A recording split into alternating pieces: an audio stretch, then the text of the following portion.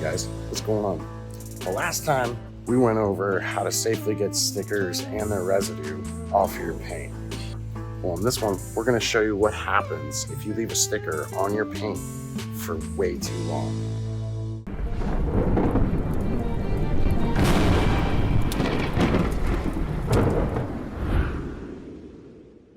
Before we dive in, make sure to hit that subscribe and like button. Go ahead, you can do it now. I'll wait. Okay, let's get to it. I'm gonna basically try a lighter grit, which is 3000. It's automotive refinishing paper. I'm basically just going to use a sanding block. You can use your hand. I don't necessarily recommend it because I don't want to go too deep into the finish. So I like something that's plain, that's like an even plane. That's why a lot of woodworkers prefer, using blocks or machines as opposed to just kind of hand sanding something. So it's just keep that finish nice and smooth. It's pretty much the same principle with automotive clear coat, except you have way less to work with. So the stakes are a little bit higher. I've got 3000 grit, got a little bit of wire, got my block, and essentially all I'm going to do is just kind of run tight little passes. I'm not really like pressing hard, so I'm just kind of letting the block and the paper do the work.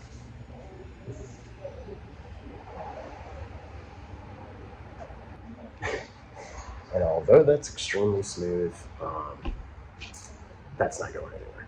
So I'm gonna move up a little bit. This is 2000 grit.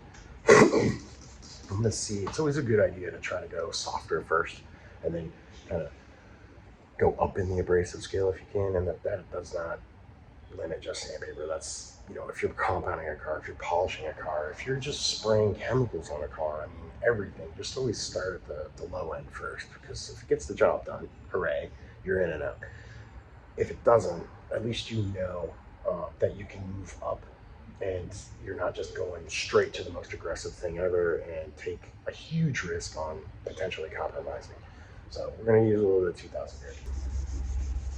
Again, just kind of going in the same general direction. You can see a little bit of it coming out, which is promising.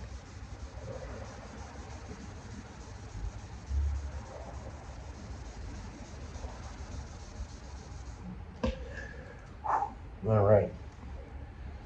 We might be screwed on this one. The sandpaper's dried up. You can see this kind of like halo, if you will. There you go. You see this. This is the sanded clear coat. We haven't really done all that much. So it's time to grab a paint meter, try to see how much material we actually have on this panel. See if we can go a little bit more aggressive on this and then start the compounding process. But this isn't looking good for the home team, so stay tuned. Let's check this out. So I pulled out my little Bluetooth paint meter. Essentially all I do is turn it on. You can see the lights on it.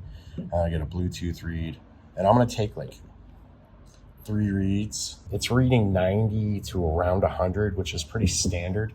I think anywhere from 125 to 150 is pretty healthy amount of clear coat to work with. So we're going to go ahead and continue. I'm going to knock out some 1500 grit, then I'll go back to 2000, 3000. I'll do this entire little area, and then we'll go into the compounding process, and hopefully we'll have a decent finished product.